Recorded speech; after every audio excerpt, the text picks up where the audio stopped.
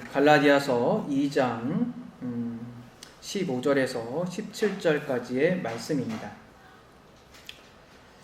우리는 본래 유대인이요 이방 죄인이 아니로되 사람이 의롭게 되는 것은 율법의 행위로 말미암음이 아니요 오직 예수 그리스도를 믿음으로 말미암은 줄 알므로 우리도 그리스도 예수를 믿나니 이는 우리가 율법의 행위로서가 아니고 그리스도를 믿음으로써 의롭다 함을 얻으려 함이라. 율법의 행위로서는 의롭다 함을 얻을 육체가 없느니라. 만일 우리가 그리스도 안에서 의롭게 되려 하다가 죄인으로 드러나면 그리스도께서 죄를 짓게 하는 자냐? 결코 그럴 수 없느니라. 아멘. 여러분, 바울이 이신칭의의 복음을 언제부터 믿었고 언제부터 전하였을 것 같습니까? 사실은 이거에 대한 이 내용은 성경학 학자들 사이에 여러 가지의 다양한 의견들과 또 더 나아가서 논쟁으로 발전되기도 합니다. 어떤 자들은 말을 합니다. 바울이 처음에는 이신칭 교리를 주장하지 않다가 이방의 선교를 하게 되자 이신칭의 복음을 전할 필요성을 가지게 되었다. 그래서 그때부터 바울은 이신칭의 복음을 주장하고 또 강조하게 되었다라고 생각하는 사람들이 있어요. 저는 그렇게 생각하진 않아요.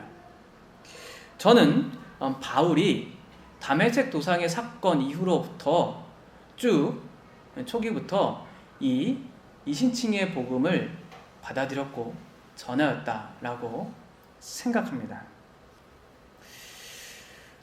그 근거가 있어야겠죠. 오늘 우리는 이 신약 성경 중에서 만약에 갈라디아서가 최초의 신약 성경의 책이라면 신약 성경의 최초인 책인 이 갈라디아서에서 처음으로 이신칭의에 대한 내용을 보고 읽게 됩니다. 신약 성경 처음으로 등장하는 거예요. 기록 연대적 순서로 본다면.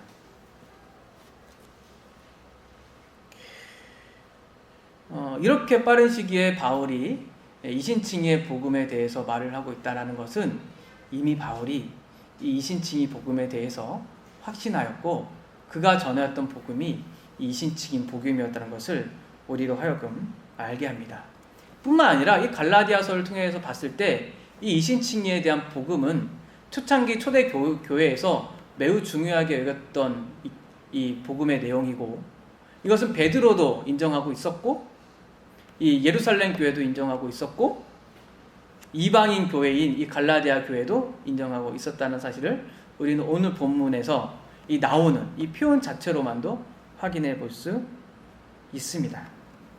이런 면에서 우리의 이 신앙의 이 중요성이 어디로부터 시작하는가? 그리고 우리가 복음의 진리에 따라서 바르게 행함이 어디로부터 시작해야 되는가?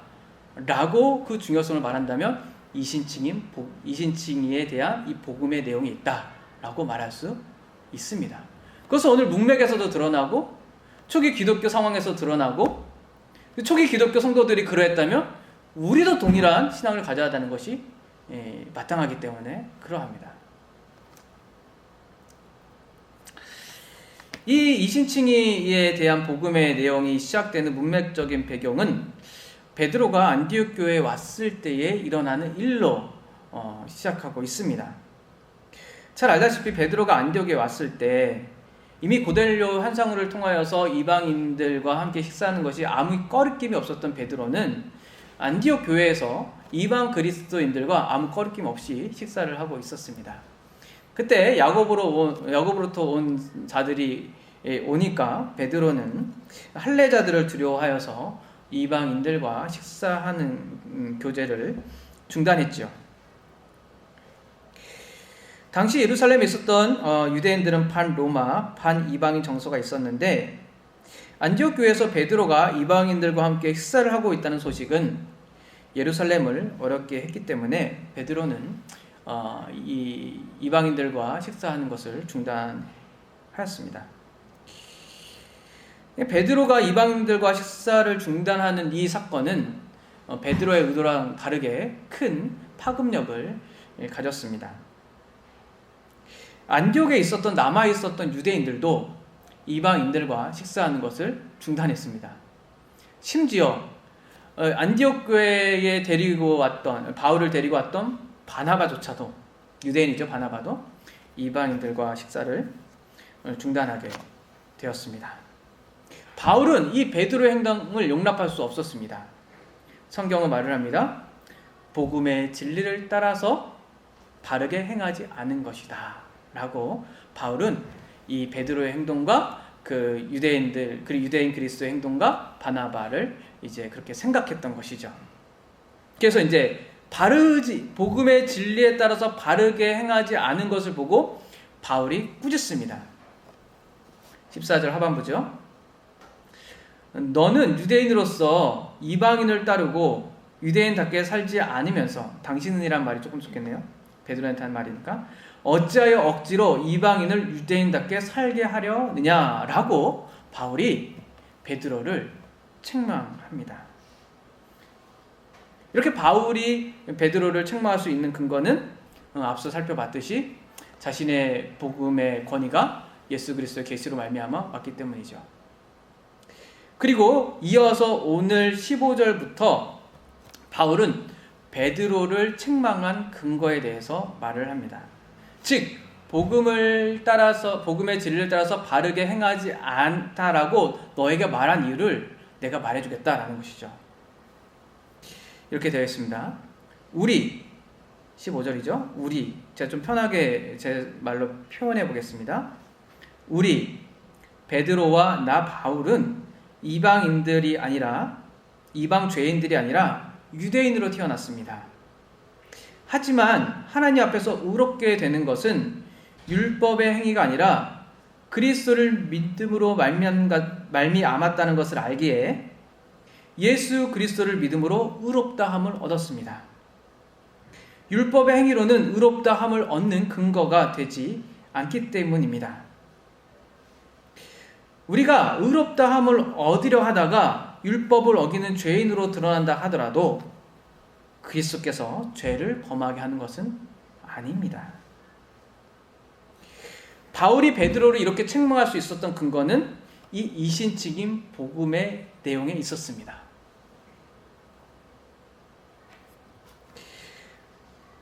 복음의 독립성에 따른 권위는 바울이 베드로에게 책망하게 만들었고, 이 이신칭의에 대한 복음의 내용은 이 베드로로 하여금 바울의 책망을 받아들이게 했던 것이죠. 우리는 베드로나 바울 모두가 동의했던 내용이었거든요. 그렇다면 이 복음의 내용은 무엇입니까? 이 내용을 오늘 살펴보는 것이 오늘 설교의 주된 내용일 것입니다. 여러분 잘 알다시피 복음의 주된 내용은 이렇습니다. 하나님 앞에서 의롭다함을 얻는 것은 율법의 행위가 아니라 예수 그리스도를 믿음으로 말미암는 것입니다. 복음의 중요한 내용이에요. 그럼 그럼 의롭다함을 얻기 위해서 그리스도를 믿는 믿음은 우리의 죄를 드러나게 하지만 그것은 그리스도를 죄의 도성자로 여기는 것이 아니라 도리어 율법으로부터 우리를 자유하게 합니다 라는 것을 담고 있는 것이 복음의 내용입니다. 오늘 본문을 잘 보죠. 15절에 우리는 본래 유대인이요 이방 죄인들이 아닙니다. 본래라는 말은 출생했다는 말이죠. 당연하죠. 베드로와 바울이 유대인이잖아요. 이 당연한 말을 바울이 하는 이유는 우리가 그냥 태어났다라는 의미로 말을 하는 것이 아니라 이방 죄인들과 이 본래적으로 출생한 유대인들은 다르다라는 것을 말하기 위함입니다. 우리는 본래 유대인으로 태어났고 이방인으로 태어난 저들은 뭐라고 써있죠? 죄인들이다. 그러면 우리 이 말에 따른다면 우리는 뭐죠? 이방인들이잖아요. 유대인으로 태어난 사람 여기 한 명도 없잖아요. 죄인들이죠? 유대인으로 태어나지 않았으니까. 그렇게 되는 거죠. 이방 죄인들. 우리 이방 죄인들이에요. 이 말이 무슨 말인지 조금 생각해 말씀드리겠습니다. 유대인들은 아브라함의 자손이죠. 혈통적으로. 아브라함이 무엇을 받았습니까? 언약을 받았죠. 그래서 할례를 하죠. 그러니까 우리는 아브라함의 언약을 받고 할례를 받은 자손들이다. 이방인들은요? 언약 안 받았죠. 우리 조상들이 하나님께 언약 받은 적 있습니까? 없죠. 그래서 우리 할례 안 받았잖아요. 네. 이스라엘 백성들은 하나님의 언약으로 율법을 받았습니다. 그 자손으로 올라가서 이스라엘 백성이 되잖아요. 혈통적으로. 근데 우리의 자손들 하나님께 언약으로서 율법 받은 적 있나요? 없죠. 그러니까 유대인으로 태어난 그들은 하나님의 언약과 율법을 받은 하나님의 구원의 약속을 받은 백성이라는 거예요. 특권이지요. 이것을 소위 선민의식이라고도 말을 합니다. 그러나 이방인들은요, 하나님의 언약도 없고 율법도 없는 자라는 거예요. 구원에 대한 약속을 받은 적이 있어요? 없어요? 없지요. 죄인들이라는 거예요. 하나님 약속도 없잖아요. 하나님 율법도 없고 할례도 안 하고. 바울은 이러한 내용들을 에베소서에서도 말을 합니다. 에베소서 2장 12절 봅니다. 확인해 보는 게 좋겠죠? 예. 갈라디아서 바로 다음에 에베소서니까 제가 한번 찾아보자고 한 거예요. 찾기 어렵진 않으니까. 갈라디아서 에베소서 아닙니까? 2장 12절 한번 읽어봅니다. 시작. 그때 너희는 그리스도 밖에 있었고 이스라엘 나라 밖의 사람이라. 약속의 언약들에 대해서는 외인이요 세상에 소망이 없고 하나님도 없는 자이더니. 이렇게 말하고 있어요. 그러니까 이제 이방인들이죠. 너희 이방인들은, 그리스도 밖에 있었던 이방인들은 하나님의 약속도 없죠. 그리고 하나님의 율법도 없죠. 하나님 모르죠. 그러니까 하나님께 소망을 두지도 않지요. 그러니까 하나님도 없는 자들이다. 그러니까 죄인들이죠. 하나님 모르고 살아가니까. 유대인들은요, 약속 있죠, 율법 있죠, 하나님 알죠. 쉽게 말한다면 이렇습니다. 오늘날 말한다면 모태신앙으로 태어나면 하나님 알고 살아가죠. 교회에 와서 살아가죠. 그리고 하나님께 뭐 종교적인 어떤 뭐 행동들을 가르침을 받고 살아가잖아요. 그런 거예요. 바울이 회심하는 전의 모습을 따른다면 나는 하나님의 백성이니까, 하나님의 언약을 받았으니까 나는 하나님의 율법을 가지고 열심히 가지고 살아간다. 왜냐하면 나의 정체성 하나님의 백성이니까 라고 말을 하는 거예요. 오늘날로 말한다면 모태신앙으로 태어나서 교회 열심히 다니고 부모님의 말씀 따라서 어떤 교회 가르침들 잘 따르고 하나님의 말씀 가르친 거 잘 행하면 나 하나님의 백성이라고 여겼다라는 거예요. 자, 이렇게 어렸을 때부터 하나님을 알고 하나님의 언약에 대해서 배우고 하나님의 율법의 가르침을 따라서 충실히 살아가면 하나님의 백성이 됩니까?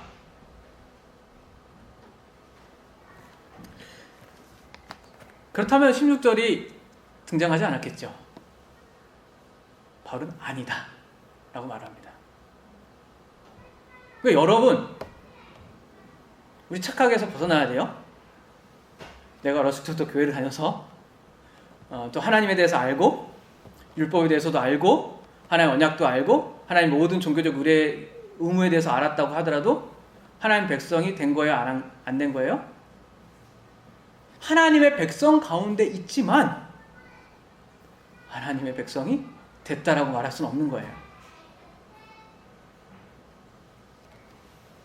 하나님의 언약 가운데 있지만 하나님의 언약이 백성이 되었다라고 말할 수는 없는 거예요. 근데 보통 어떻게 하죠? 교회 왔으니까 하나님 백성 됐다 라고 말하면 그건 아닌 거죠. 우리가 자녀를 키울 때도, 우리 자식들을 볼 때도 잘 봐야 됩니다. 만약에 우리가 누군가 우리의 자손들이나 혹은 우리의 동료들이 어렸을 때도 교회에 왔고 그 사람이 교회를 다닌다는 이유와 또 종교적인 의무를 했다는 이유 때문에 저 사람은 나와 같은 하나님의 백성이야 라고 여긴다면 15절에서 멈추고 16절의 복음에 있는 내용으로 넘어가지 않는 사람이죠. 그 유대인들과 같은 신앙을 갖는 거예요. 바울은 그런 게 아니다 라고 말을 합니다. 우리 유대인처럼 생활하는 게 아니죠. 복음을 믿고 살아가는 그리스도인입니다. 바울이 뭐라고 말을 합니까? 16절에 그들이 비록 하나님의 언약을 받고 할례를 행하고 율법을 받았다고 하더라도 하나님 앞에 의롭다함을 받는 것은 율법의 행위가 아니고 오직 그리스도를 믿음으로 말미암다고 말을 합니다. 그러니까 하나님의 백성이 되는 건 뭐예요?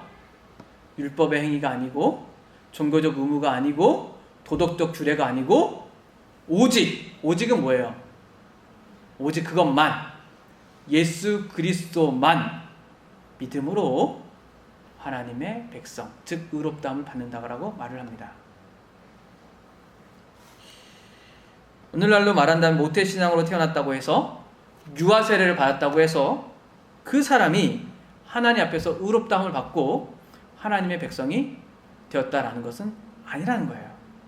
또 한편으로는 신앙생활 오래 했다고 해서 교회를 열심히 다녔다고 해서 그 사람이 하나님께 의롭다함을 받고 하나님의 백성 되었다는 것은 아니라는 거예요.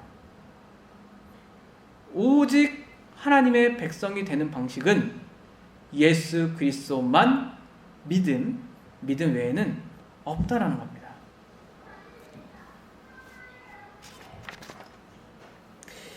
그것은 모든 사람이 율법의 행위로서는 의롭다함을 받지 못하기 때문에 그렇습니다. 그것은 모든 사람에 해당합니다. 오늘 본문을 보세요. 우리라고 쓰고 있습니다. 우리는 나 바울만이 아닙니다. 나 바울도 베드로도 그리고 이 편지를 쓰고 있는 사람들도 생각해 봐야겠죠? 갈라디아 교회 성도들도 우리 모두는 그러면 좀 넓게 적용해 본다면 지금 우리가 사는 우리도 하나님의 백성이 되는 것은 하나님께 의롭다함을 받는 것은 율법의 행위가 아니라 오직 예수 그리스도를 믿음으로 우리는 의롭다함을 받고 하나님의 백성이 된다라는 겁니다. 이건 매우 중요한 이야기죠. 이 내용들을 오늘 좀 자세히 살펴보려고 합니다. 첫째, 율법의 행위가 무엇입니까? 이제 첫 번째 살펴볼 거예요. 둘째, 예수 그리스도를 믿는다라는 말은 무엇입니까?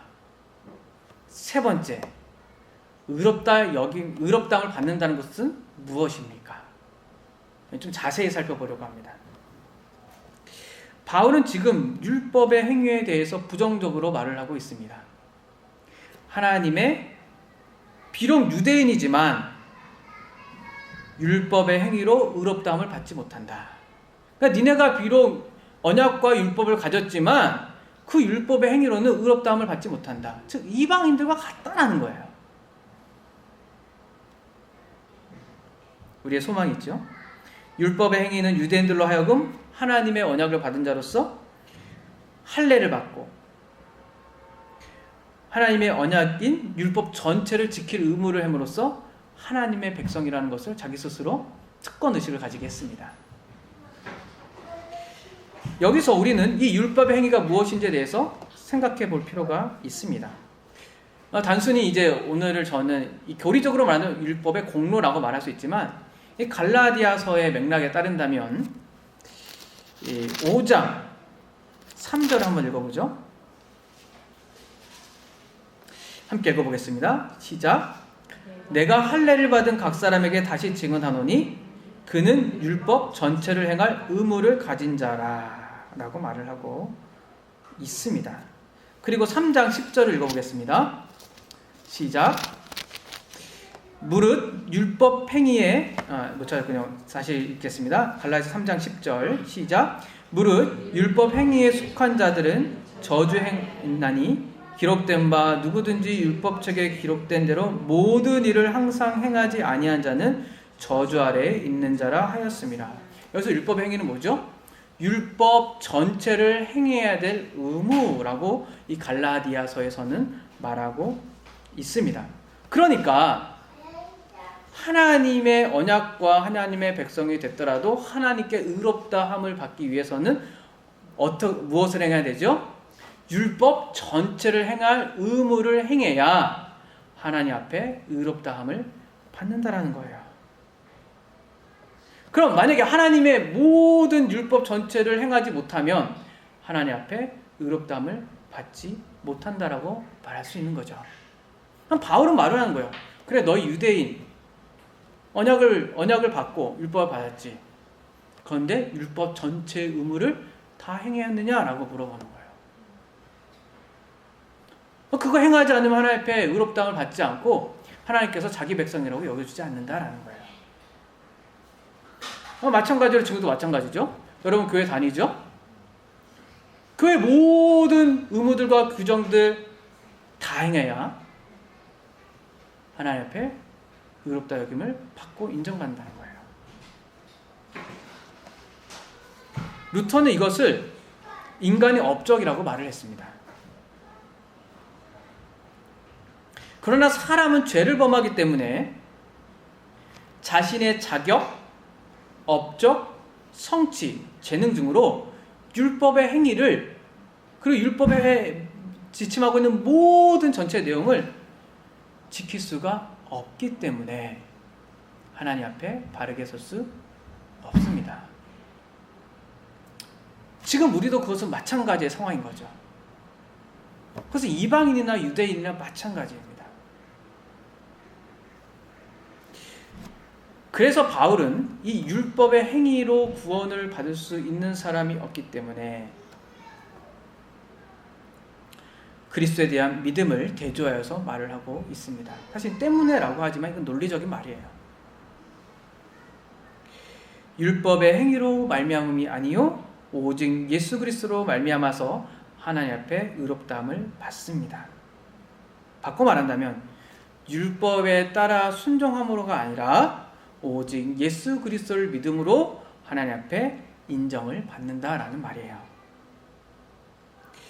이 예수 그리스도를 믿는다는 건 무엇인가? 라는 것을 부정적으로 말해보겠습니다. 그것은 율법의 행위를 제외한다라는 말입니다.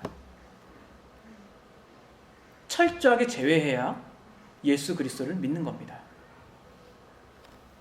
왜냐하면 율법의 행위로서는 하나님 앞에 의롭다함을 받지 못하기 때문이라고 바울은 분명히 말을 하고 있죠. 그런데 율법의 행위를 조금이라도 들어간다면 그것이 과연 예수 그리스도를 믿는 것이겠습니까? 아니겠죠.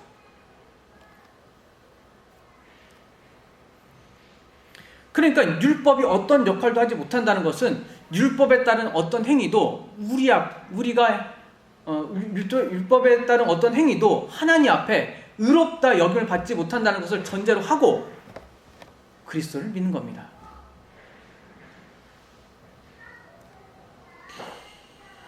우리는 그리스도에 대한 믿음을 율법의 행위로 이해하지 않도록 해야 합니다. 믿음 자체도 따라서 율법의 행위로 의롭다함을 받지 않기 때문에 믿음도 율법의 행위에 관한 이 개념이나 생각들을 넣지 않도록 해야 합니다. 근데 많은 사람들이 이 믿음을 율법의 행위적인 내용 혹은 개념들로 포함하여서 믿는다라고 말합니다. 믿음은 뭐죠? 우리의 행위입니까? 아닙니까? 성경에 말을 합니다. 믿음은 우리의 행위가 아니요 하나님 주신 선물이라. 그러면 이 믿음은 인간이 무엇을 할 수 있다라는 가능성을 말하고 있는 것이 아닙니다. 이 가능성을 말하는 것 자체가 너 믿을 수 있어. 물론 설교를 할 때 믿으십시오라고 하면 이건 가능성을 보고 말하는 말입니까? 성령의 역사를 보고 하는 말입니까? 성령의 역사를 보고 하는 말이죠. 근데 사람들은 믿으십시오 하니까 저 사람 믿을 수 있는 가능성이 있어 라고 생각합니다. 그건 행위를 넣는 거죠. 어떤 가능성은 내가 무엇을 할 수 있어 라는 것에서 시작하기 때문에 그렇습니다. 그 가능성을 제외해버려야 됩니다.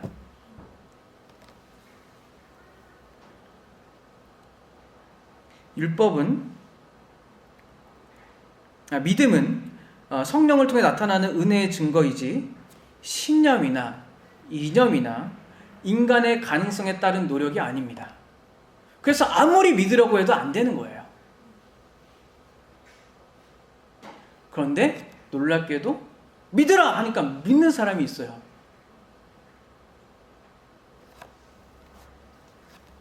믿으라 해서 안 믿는 사람이 있어요.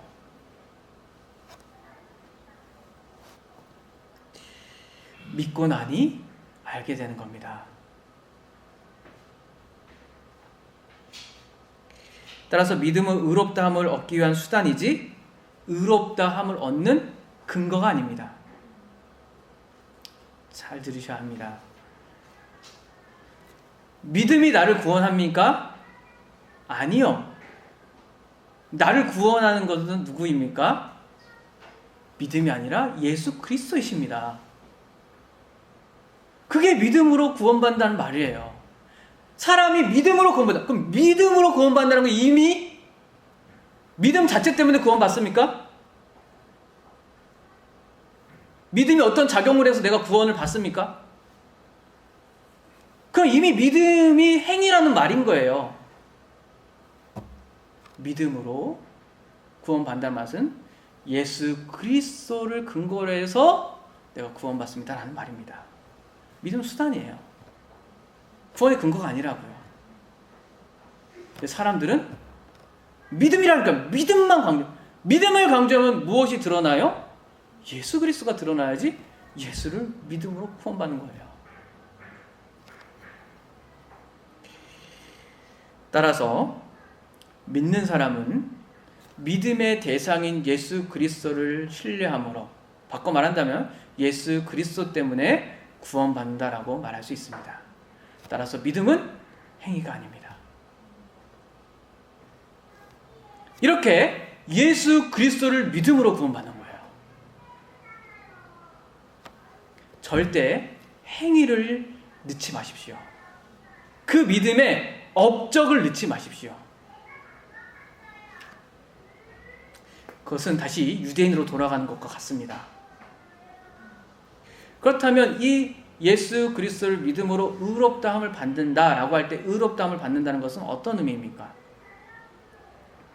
의롭다함을 얻는다는 것은 옳다라고 선언하는 것입니다. 마치 재판장에서 재판이 벌어졌습니다. 피고가 있습니다. 판사는 피고를 향해서 옳고 그름을 선언합니다. 죄가 있는 사람은 죄인으로 선언할 것이고 죄가 없는 사람은 죄가 없다라고 선언할 것입니다. 그러니까 하나님 앞에서 의롭다 여김을 받는다라는 것은 이것과 같습니다. 우리가 하나님의 재판장 앞에서 섰을 때 죄가 있는 사람은 죄인이라 칭하고 죄가 없는 사람은 죄가 없다라고 칭합니다. 의인이라고 칭하겠죠?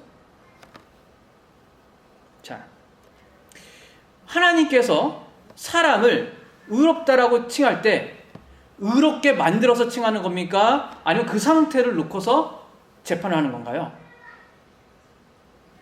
의롭게 만들고 칭하는 거 아니에요. 그냥 그 상태를 놓고서 그렇게 말을 하는 거예요.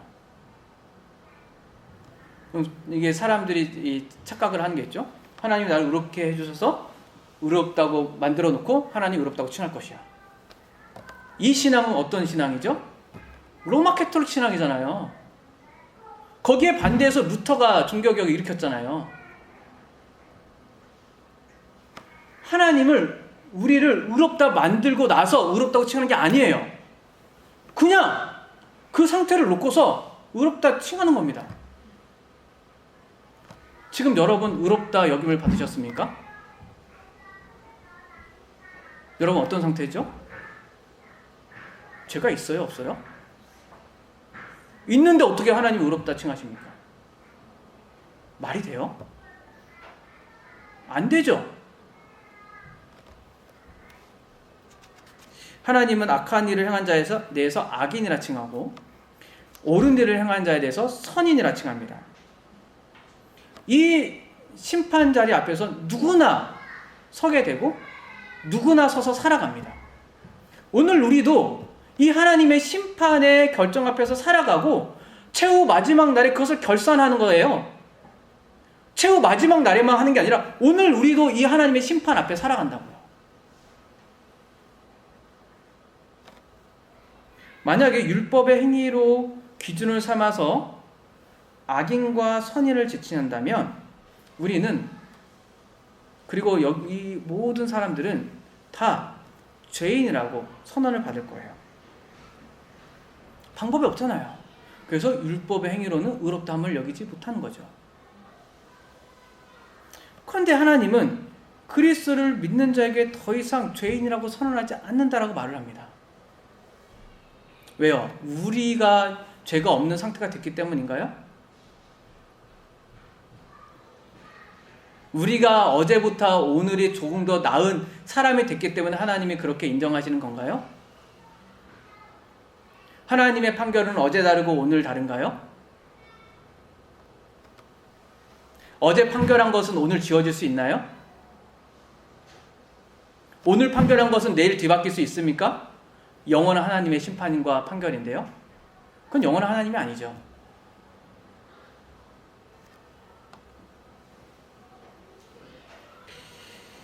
맥그레스의 말을 빌려서 조금 설명해 드려보겠습니다.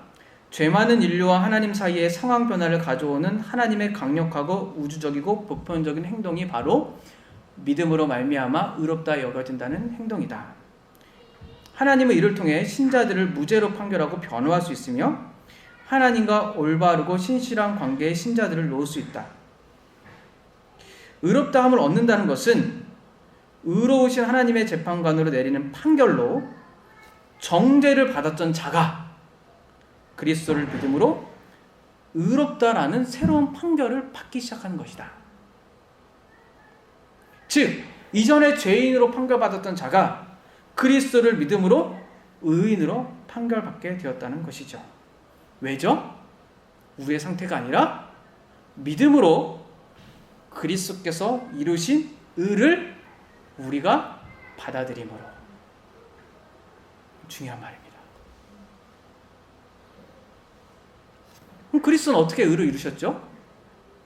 하나님의 아들이신 그리스도께서는 이 땅에 인성으로 입고 오셔서 하나님의 뜻에 따라서 십자가에 달려 죽으심으로 하나님께 의를 얻었습니다. 원래 의를 갖고 있었던 분, 의가 없었던 분이 아닙니다. 의를 갖고 오셨던 분이 원래 의로우신 분이 이 땅에 의를 이루심으로 의를 얻으신 거예요. 믿음으로 우리는 그 의를 전가받습니다. 그리고 하나님이 그 그리스도의 의를 보시고 우리를 옳다 인정해 주신 거예요. 우리의 상태가 바뀌었습니까? 안 바뀌었습니까? 안 바뀌었죠. 고린도후서 5장 20절과 21절을 보겠습니다.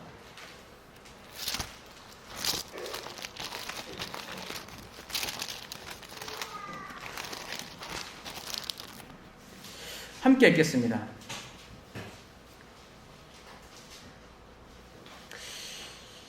시작. 그러므로 우리가 그리스도를 대신하여 사신이 되어 하나님이 우리를 통해 너희를 권면하시는 것 같이 그리스도를 대신하여 간청하노니 너희는 하나님과 화목하라. 하나님이 죄를 알지도 못하는 이를 우리를 대신하여 죄로 삼으신 것은 우리로 하여금 그 안에서 하나님의 의가 되게 하려 하심이라. 이 하나님의 의가 그리스도가 하나님의 의가 되심으로 그 믿음으로 그 하나님의 의를 우리가 받아들임으로 하나님 앞에 화목하는 새로운 관계가 되는 거예요. 하나님은 옳다 인정하셨으니까요. 그 전에는요, 못해요. 그러니까 이 루터는 이 의를 뭐라고 하면 낯선 의다. 한 번도 경험해보지 않은 의예요. 여러분, 그리스도를 믿음으로 우리는 이 낯선 의를 경험하게 됩니다. 내가 한 번도 경험하지 않은 이 놀라운 의는 도대체 어디서 왔지? 믿었는데 이 의라는 걸 알게 됐네? 도대체 어떤 의야 이게 도대체? 하나님이 도대체 나를 왜 의롭다 여겨주시는 거야? 이 의가 도대체 무엇인데? 생소한 것이죠. 낯선 겁니다. 그러니까 구원은 우리에게 되게 낯선 경험인 거예요. 익숙한 경험이 아니라 예수를 믿음으로 의롭다 여김을 받았다는 건 너무나 당연한 귀결이 아니라 나에게 이런 일이 일어난 거야? 라는 반응이 일어나는 겁니다. 내가 믿었는데 어떻게 이런 일이 일어난 거야? 하나님이 나를 도대체 의롭다 여겨주시는 것이 도대체 어떻게 일어난 거야? 신비롭고 경이롭고 놀라운 은혜의 사건인 거죠.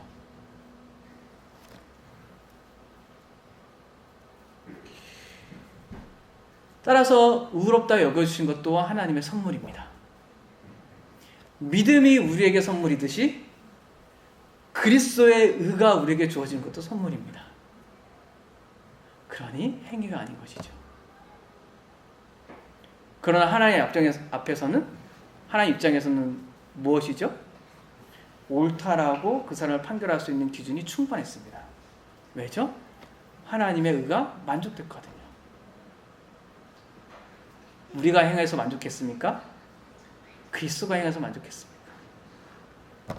그리스도를 붙잡고 있는 거죠.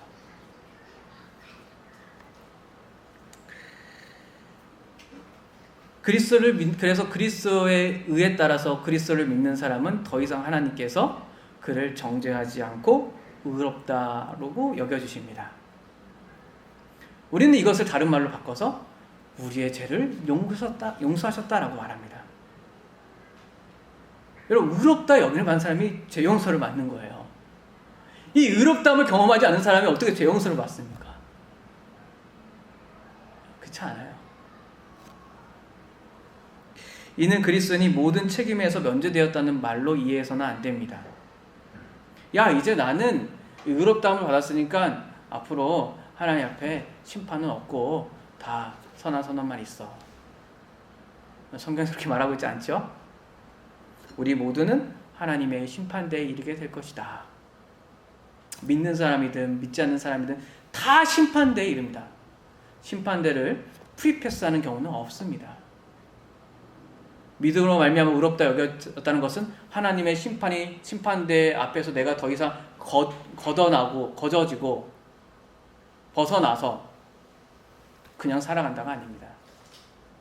믿음으로 말미암아 의롭다 여기는 사람은 늘 하나님 앞에 심판 앞에서 살아간다는 의식을 갖고 있는 사람이 믿음으로 말미암아 살아가는 사람입니다.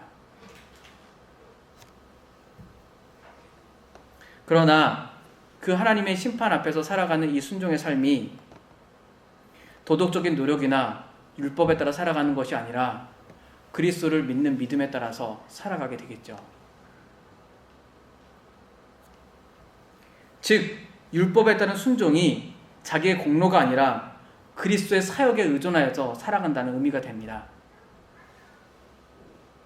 도덕적으로 완전해서 하나님께 의롭다 여기고 받은 것이 아니라 믿음으로 선물을 받고 그리스도의 의의 선물을 받았으니 그 선물로서 하나님의 뜻을 살아가겠다라고 살아가는 것입니다. 하나님과 새로운 관계를 맺게 되었으니 이제 그 은혜로 살아가겠다라는 말입니다.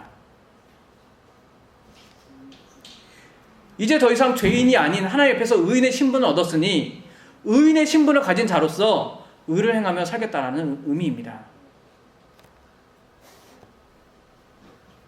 우리는 이 사실을 알고 믿었습니다. 본문에서 말을 하고 있죠. 본문에서 뭐라고 말하고 있습니까? 우리는 그것을 알고 믿었다라고 말합니다. 여기 보면 15절, 16절에 보면 이 사람이 의롭게 되는 것을 율법의 행위로 말미암음이 아니요 오직 예수 그리스도를 믿음으로 말미암는 줄 알므로, 지각함으로 알고 우리도 그리스도 예수를 믿었나니. 구원은 알고 믿는 거예요. 모르고 믿는 게 아니에요. 그래서 우리는 다음과 같이 알고 고백합니다. 웨스트민스터 신앙 고백서에 이렇게 우리는 고백합니다. 11장 1항입니다. 헌법에 있는 분은 한 번 더 같이 보셔도 됩니다. 하나님은 유효적으로 부르신 자들을 또한 값없이 의롭다고 칭하십니다. 이것은 그들에게 의를 주입하심으로가 아니라 그들의 죄를 사하시고 그들의 인격들을 의롭게 여기시며 받아들이시는 것이며, 그들 안에서 만들어졌거나 그들에 의해서 행해진 어떤 것 때문이 아니라 오직 그리스도의 용고로만 됩니다. 신앙 자체, 즉 믿는 행위나 다른 어떤 복음적 순종을 그들의 의로 그들에게 전가시킴으로써가 아니라, 믿음 자체도 행위의 의로 포함되면 안 됩니다. 그리스도의 순종과 만족을 그들에게 전가시키고 그들은 그와 그리스도와 그의 의를 믿음으로 받아들이고 의지하는 것으로서니 이는 믿음도 그들에게 난 것이 아니고 하나님의 선물입니다. 우리가 고백하는 신앙 고백이에요. 이것을 교육받아서 고백합니까? 교육받아서 믿는 겁니까? 알아서 믿는 겁니까? 알아서 믿는 거죠? 교육적 지식이 아니라 실제적인 지각적인 지식으로 알고 믿는 거예요, 신자들은. 그래서 그리스도인들 자신이 받은 구원을 압니다. 그 고백하는 거잖아요. 이 고백은 뭐예요? 너 이렇게 교육받았으니까 이렇게 말해봐, 이거예요? 세례교육 받고 신앙교육 받는 건 뭐예요? 아는 것을 교육받아서 고백하는 거잖아요. 스펄전이 말했습니다. 믿음을 위해서는 어느 정도는 필수적으로 아는 것이 필요합니다. 알고 믿는다는 것은 단순한 동의가 아닙니다. 그리고 그리스도인들은 모른다는 것을 안다라고 말하지도 않습니다. 로마 카톨릭에서는 모르는 것을 믿는다고 말합니다. 우리는 괜찮아요. 괜찮았습니다. 그리스도인들은 아는 것을 믿는다고 말해요.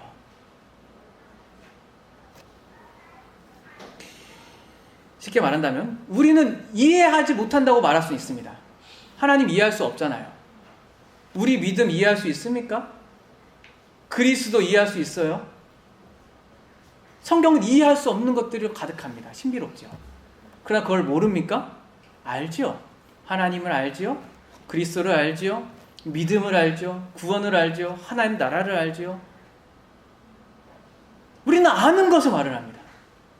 그러니까 믿음으로 말미암아 의롭다 여김을 받았다는 것은 내가 알고 경험하고 지각해서 나는 그것을 믿습니다라고 고백하는 겁니다.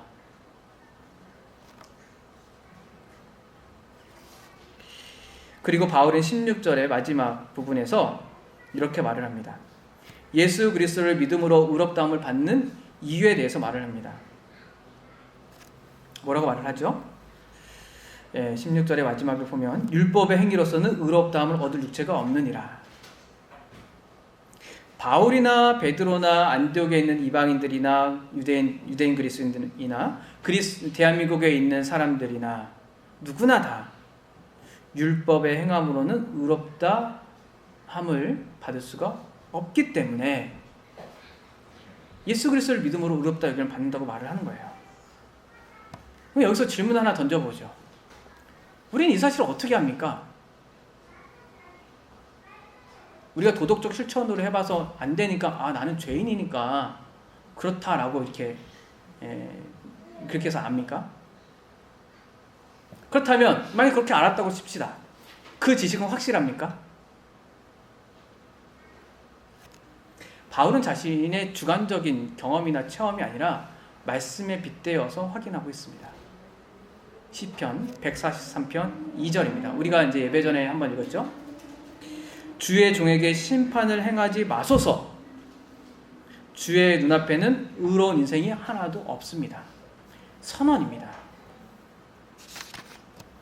만약 어떤 사람이 자신의 율법의 행위로 하나님의 뜻을 도달하지 못한다고 해서 나는 죄인입니다 라고 여기는 것은 주관적인 판단일 수 있습니다.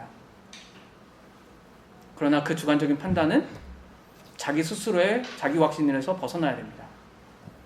하나님은 객관적으로 이 인간을 향해서 말씀해 주십니다.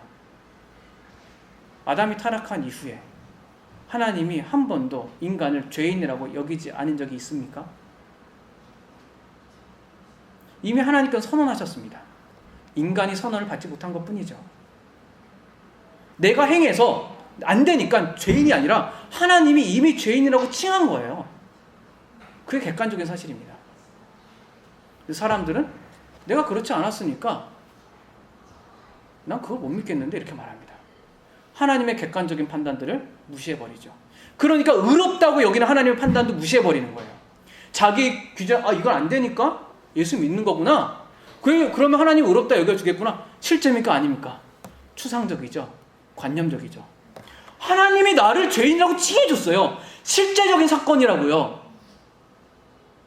이걸 실제적으로 받아들이지 않으니까 하나님께서 예수를 믿고 의롭다고 여겨주는 그 사건을 실제적으로 받아들이지 않는 거예요. 추상적이죠. 그렇겠지. 내가 지금 이렇게 행하지 못해서 죄인이니까 하나님이 의롭다고 여겨주시겠지. 자기 기준이니까 하나님의 판단과 하나님의 판결이 실제가 안 되는 겁니다. 바로 그렇게 말하고 있지 않아요. 바로 분명히 시편 143편 2절을 근거로 해서 지금 말하고 있는 거예요. 하나님의 말씀을 근거로 해서 나는 죄인이다. 유대인이나 이방인이나 다 죄인이다. 나는 그것을 몰랐을 뿐이다. 이제 나는 하나님의 말씀이 진짜라는 걸 알았다. 그러니 믿음으로 말미암아 의롭다고 여김을 받는다. 하나님이 말씀하셨으니까. 바울은 로마서에서 말을 합니다. 그러므로 율법의 행위로 그 앞에 의롭다 하심을 얻을 육체가 없나니 율법으로는 죄를 깨달음이라. 죄를 깨닫는 거지. 그죠? 모든 사람이 죄를 범하였으면 하나님의 영광에 이르지 못한다. 하나님의 영광에 이르지 못하는 모든 사람은 죄를 범하였고 율법에는 죄를 드러날 뿐입니다. 드러나지 않았으면 죄인이 아닙니까? 죄인입니다. 따라서 하나님께서 선언하시는 거예요. 하나님 영광에 이르지 못하는 너희는 다 죄인이다. 우리 모두는 다 죄인입니다. 지옥 갈 사람들이에요. 저를 포함해서 다. 그런데 하나님의 자비로 내가 너를 구원하였다. 믿음을 선물로 주고 그리스도의 의를 그 믿음 안에 담게 하여 주셔서 하나님의 자비로 너를 구원하셨다. 이게 이신칭의 교리예요.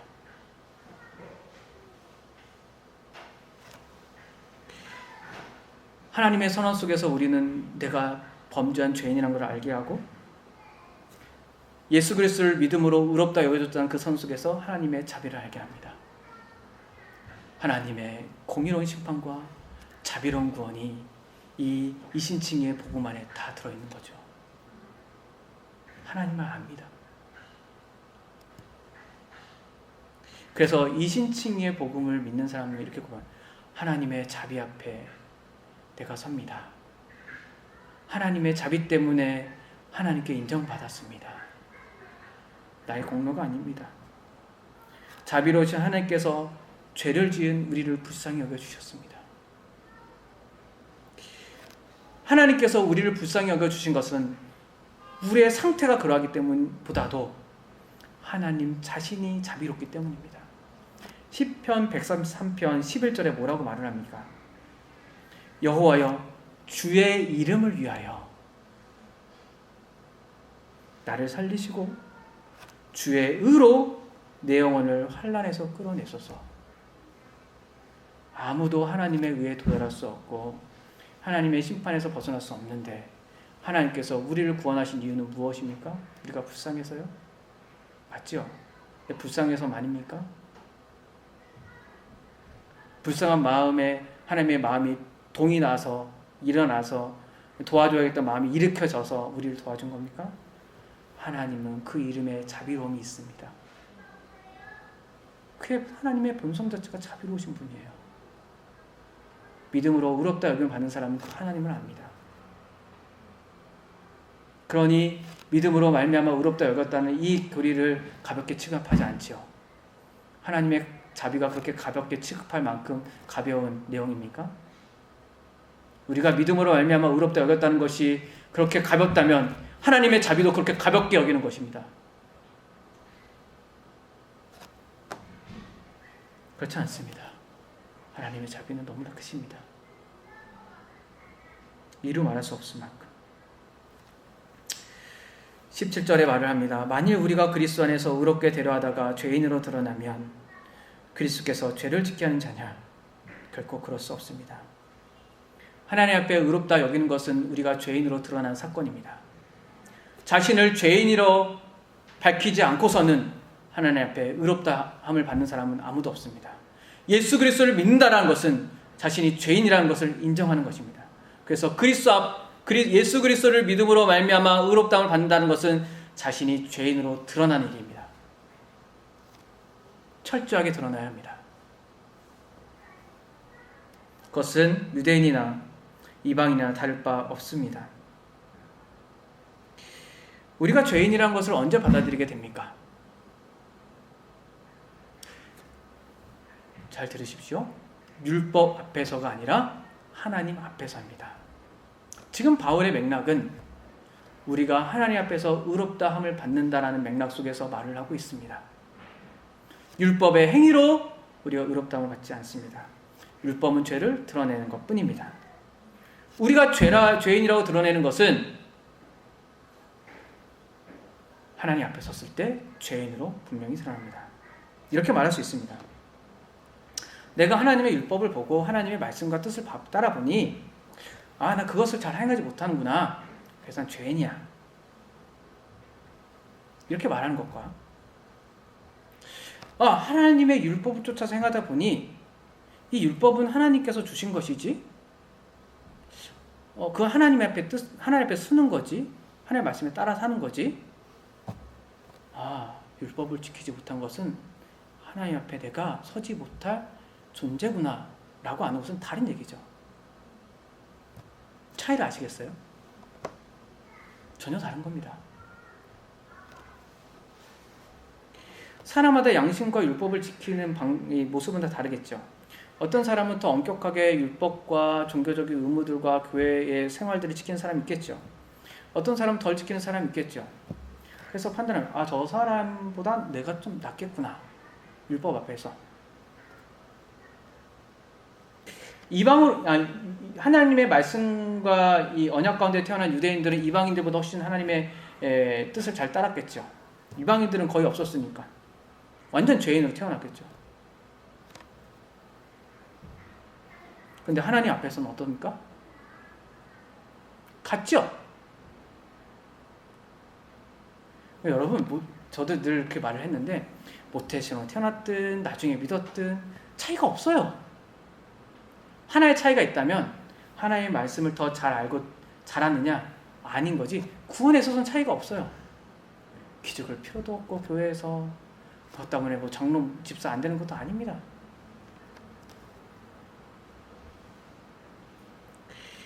그런데 이렇게 생각하는 사람들이 있습니다. 이런 예배를 하고, 그죠? 하나님을 믿는다고 말하는 거 어렵지 않잖아요? 기도하고. 이런 거 어떻게 열심히 잘 지키는 사람이 있어요. 근데 좀 어려운 거 있죠? 마음으로 사랑하라. 그리고 또 이웃을 사랑하라. 이런 거 어렵잖아요? 그러니까, 이런 어려운 것들을 못 지키니까 나는 죄인이구나. 아니요. 쉬운 것도 우리 못 지키는 사람들이에요. 율법의 도덕 앞에 서니 어떤 건 내가 지켰다 생각하고 어떤 건 지키지 않았다고 생각하죠. 아니에요. 다 못 지켰어요. 하나님 앞에 안 서니까 어떤 건 지켰다 생각하고 어떤 건 안 지켰다 생각하는 거예요. 하나님 앞에 서서 쉬운 거라도 해보십시오. 안 돼요.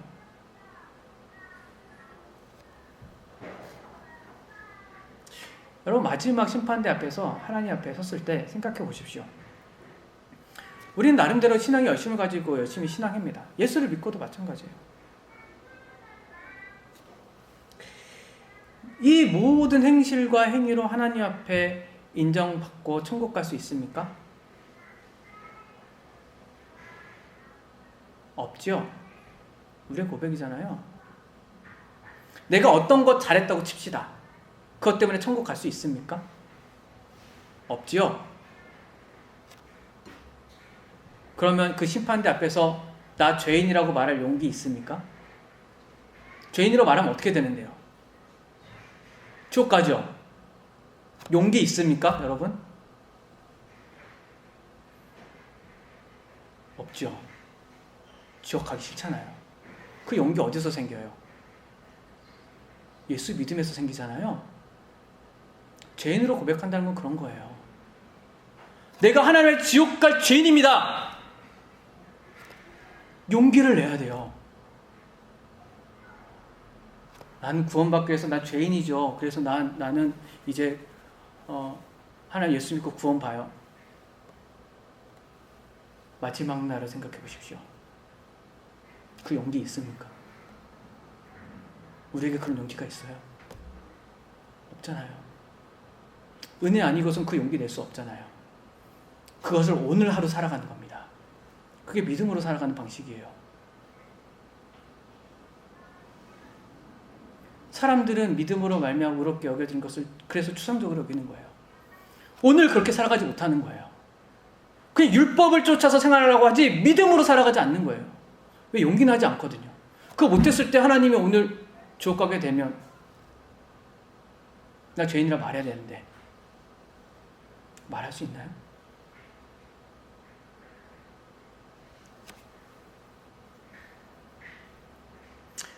우리가 죄인으로 하나님 앞에서 고백할 수 있는 것은 오직 그리스도 예수를 믿음 외에는 고백할 수가 없습니다.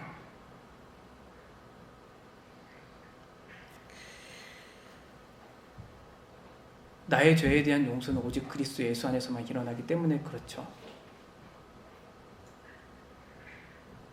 내가 하나님 앞에 의롭다고 인정받는 것은 그리스도 예수 안에서만 인정받기 때문입니다. 그래서 그리스도 안에서 나는 죄인이라고 고백할 수 있는 거예요. 누군가 말합니다.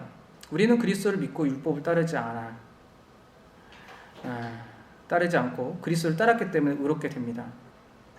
율법의 시대는 끝났고 그리스도를 따르는 시대가 되었기 때문에 우리는 그리스도를 따라서 의롭게 하고 하나님 앞에 인정받을 겁니다. 율법을 그리스도로 대체한 것과 뭐가 다릅니까? 여러분 생각해 보십시오. 여러분 그리스도 열심히 따랐다고 칩시다. 그리스도 열심히 따라서 하나님 심판대 앞에서 난 그리스도를 열심히 따랐으니까 하나님 앞에 옳다고 인정받겠습니다 라고 말할 수 있습니까? 다 따랐습니까? 온전히 따랐습니까? 율법을 온전히 따르지 못한 것과 그리스도 온전히 따르지 못한 것 무엇이 다릅니까? 대체한 것밖에 없잖아요. 믿음으로 말미암아 의롭다는 걸 받습니다.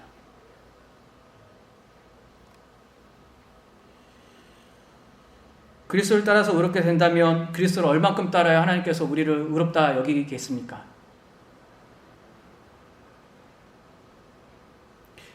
그리스도를 따른다고 해도 그 하나님의 기준에 미치지 못한다면 하나님께서 용납하시겠습니까? 오직 예수 그리스도를 믿음으로 의롭게 되는 것입니다. 우리는 언제나 하나님 앞에 죄인입니다. 태어났을 때부터.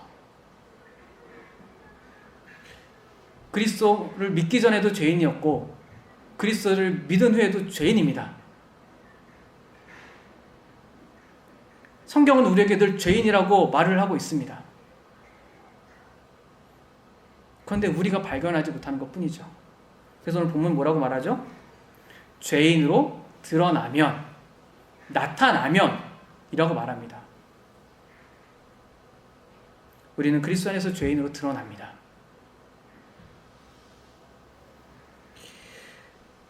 그리스도 안에 있지 않은 사람은 자신을 죄인으로 고백하지만 정말로 죄인으로 인정하지 않는 사람들이 많습니다.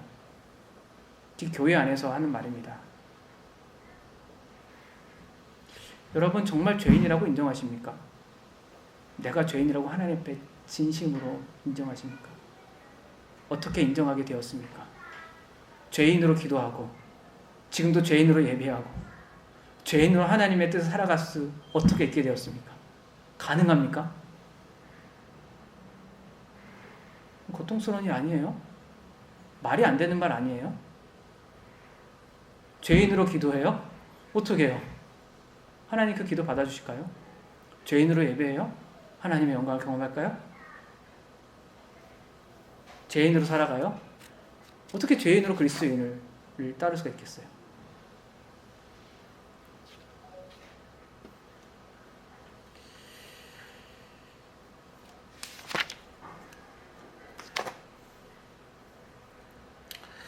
오늘 본문에 따라 맥락에 따라서 말해보겠습니다. 베드로가 이방인들과 식사교제를 나누는 것은 율법을 어기는 것이었습니다. 맞죠? 율법은 이방인들과 식사를 하지 말라고 되어 있잖아요. 그래서 그리스도 안에서 이방인들과 식사를 나누는 것은 그러면 그리스도를 믿고 이방인들과 식사를 나누고 율법을 어겼으니까 그리스도는 죄를 짓게 하는 분입니까? 라고 물어보는 거예요. 맞아요? 안 맞아요? 생각해 보세요. 잘 생각해야 됩니다. 가만히 본문을 생각해 보세요. 율법은 이방인들과 유대인들이 하나님의 언약 백성들이 이방인들과 식사하는 것을 금했어요. 베드로 어떻게 했죠? 그리스도 예수 안에서 이방인들과 식사를 했죠. 그럼 율법을 어긴 거잖아요. 죄를 지은 거란 말이에요. 바울이 이 질문을 하는 거예요. 그러면 그리스도를 믿고 율법을 어겼으니 그리스도는 죄를 짓게 하는 분입니까? 라는 질문이에요. 맞아요? 안 맞아요? 바울 뭐라고 그래요? 아니라는 거예요.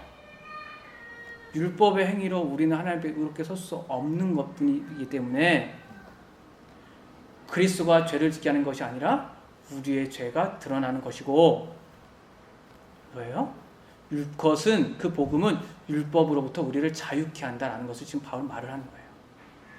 그러니까 믿음으로 말미암아 의롭다함을 받는 것은 율법으로부터 자유케 하는 것이지 그리스도가 죄를 짓게 하는 분이 아니다라는 거예요.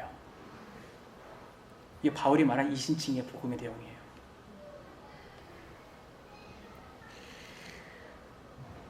바울은 오늘 분명히 우리라는 표현을 쓰고 있습니다. 믿는 모든 사람들은 우리입니다.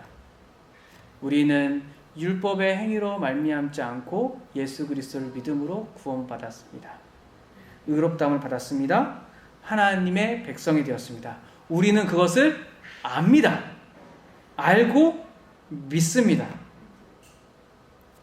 오늘 맥락에 따라서 다시 한번 얘기해 보죠. 베드로가 복음의 진리를 따라서 바르게 행하지 못한 이유는 무엇입니까? 바울이 말하죠. 복음의 내용을 다시 한번 알려줄게 라고 말합니다. 즉 복음의 진리에 서지 못했기 때문입니다. 다시 말하면 이신칭이 복음에 있지 못했기 때문입니다. 머물지 않았기 때문입니다. 그 안 믿었다는 게 아니라 머물지 않았기 때문이에요. 그러니까 쉽게 말해서 여러분 복음의 진리를 바르게 행하기 위해서 우리는 어디에 머물러야 돼요? 이신칭이 복음에 머물러야 하는 거예요. 그것을 벗어나는 순간 복음의 진리에 따라서 바르게 행하지 않게 됩니다. 베드로 보세요.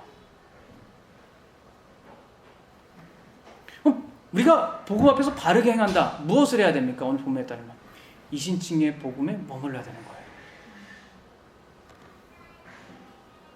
이것은 어떻게 살아가냐의 문제가 아니라 하나님 앞에 어떻게 서게 되느냐의 문제입니다. 하나님 앞에 어떻게 우리는 의롭게 설 수가 있습니까? 라는 문제입니다. 이 문제가 우리로 하여금 복음의 진리에 따라서 바르게 행하게 한다는 거죠. 사람은 율법의 행위로 하나님 앞에 설 수 없기 때문에 하나님의 주신 뜻을 바르게 행할 수도 없다. 우리는 오직 예수 그리스도를 믿음으로 말미암아 의롭게 여겨졌을 때 복음의 진리에 따라서 바르게 행할 수 있다라는 거예요. 그러므로 모든 행위를 우리는 배제해야 합니다. 우리는 그리스도 안에서 벌거숭이가 되어야 합니다. 그것은 마치 죄를 범했을 때 아담이 그러했던 모습과 같습니다. 수치스럽고 부끄럽잖아요. 자신의 모든 것을 하나님 앞에 내보여야 합니다. 위선과 가식과 거짓을 다 하나님 앞에 벗어버려야 하는 용기가 필요합니다. 단순히 나의 요구사항이 아니라 내가 하나님 이렇게 했으니까 저렇게 해주십시오가 아니라 모든 가식거리를 벗어버리지 않고서는 하나님 앞에 의롭다 여김을 받을 수가 없습니다. 왜요? 그 죄인으로 인정하는 거니까요. 조금도 남겨두면 안 됩니다. 내가 죄인이란 말 속에 다 들어있어야 됩니다. 그게 우리의 고백이고 예수 그리스도를 믿음으로 구원받는다는 복음의 내용입니다. 루터는 이 교리에 대해서 이렇게 말합니다. 이것은 복음의 진리입니다. 이것은 기독교의 주요 조항입니다. 모든 경건함이 이로부터 나옵니다. 그렇기 때문에 우리는 이 조항을 알고 그것을 다른 사람에게 가르치며 끊임없이 머릿속에 되새겨야 합니다. 이 조항을 잃어버린다면 참된 기독교를 잃어버릴 겁니다. 우리 교회가 참된 교회로 서고자 한다면 이 이신칭의 복음의 교리에 서야 합니다. 우리가 경건하게 하고자 합니까? 이신칭의 교리 위에 서야 합니다. 이 교리를 사람들은 너무나 잘 알고 있다고 생각합니다. 저도 몇 번 들었죠. 여기서.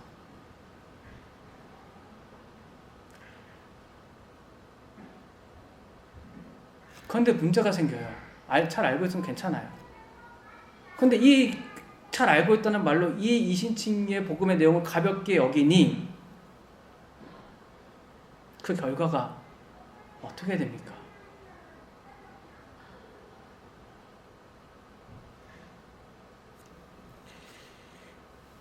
베드로도 이신칭 교리를 알고 있었어요. 베드로가 어떻게 했어요?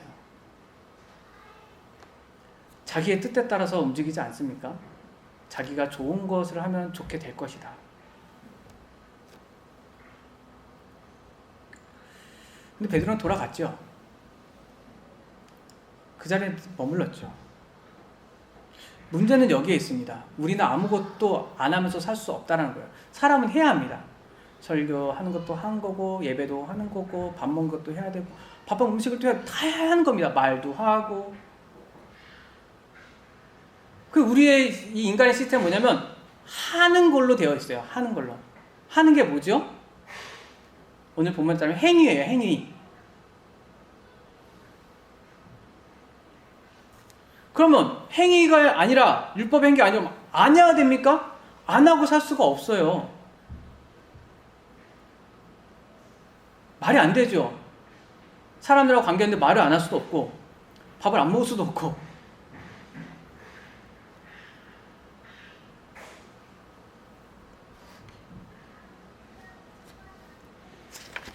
그럼 어떻게 해야 되는 거예요?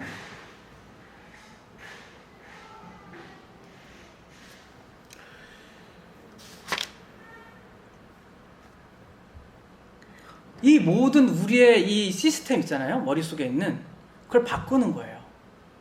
행위를 안 한다는 것이 아니라 믿음으로 말미암아 의롭다 함을 받는다는 것은 우리가 살아가고 있는 이 세상 속의 시스템을 우리 속에 머릿속에 있잖아요. 그것을 완전히 뒤엎어버리는 거예요. 하나님의 방식으로. 그래야 믿음에는 행위가 없는 거구나 라는 것을 알게 됩니다. 우리 머릿속 시스템 속에서는 믿음으로 말미암아 구원을 받는다는 그 말에 대한 개념들이 뭔지를 모르고, 왜냐하면 그렇게 계속 살아가야 되거든요. 우리는 돈 벌려면 어떻게 해야 돼요? 일해야 되잖아요. 먹으려면 일해야 되죠. 일 안 하고 행하지 않고 뭘 어떻게 얻는 게 뭐가 있어요? 노력과 성취에 따라서 결과가 있잖아요. 실패하기도 성공하기도 하고. 우리가 살아가는 방식이잖아요. 근데 행위가 아니래요. 무슨 말이에요 도대체? 우리가 살아가는 인간의 시스템 속에서 있는 것을 버려버려야 됩니다. 버린다는 게 뭐냐면 구원에 있어서 그것을 바꿔야 된다는 말이에요. 그거 안 그러면 믿음으로 말미암아 구원을 받는다는 게 무슨 말인지 모를 겁니다. 그래서 그런 사람은 어떻게 하냐면 예수를 믿고 나서 뭐를 해요? 율법을 추구해요. 내가 살아가는 시스템을 계속적으로 작동시키거든요. 그래서 예수 믿을 때는 내가 죄인이라고 말했는데 예수 믿고 나서는 이 율법의 시스템을 다시 작동시켜요. 이렇게 하면 하나님께서 나를 이렇게 주시겠지? 안 하시겠지? 이렇게 하면 인정해 주시겠지? 안 하겠지? 하나님께 더 잘 보여야지. 그래서 믿음으로 구원받았는데 율법의 행위 속에서 고통으로 다시 빠집니다. 그 스스로. 모순적이죠. 믿음으로 구원받고 하나님의 말씀을 따라 살아간다고 했는데 하나님의 말씀을 따라 살아갔는데 다시 옛 유대식의 방식으로 돌아와요. 이런 모순이 어디 있어요? 이건 역설이 아니라 모순입니다. 신앙의 모순이죠.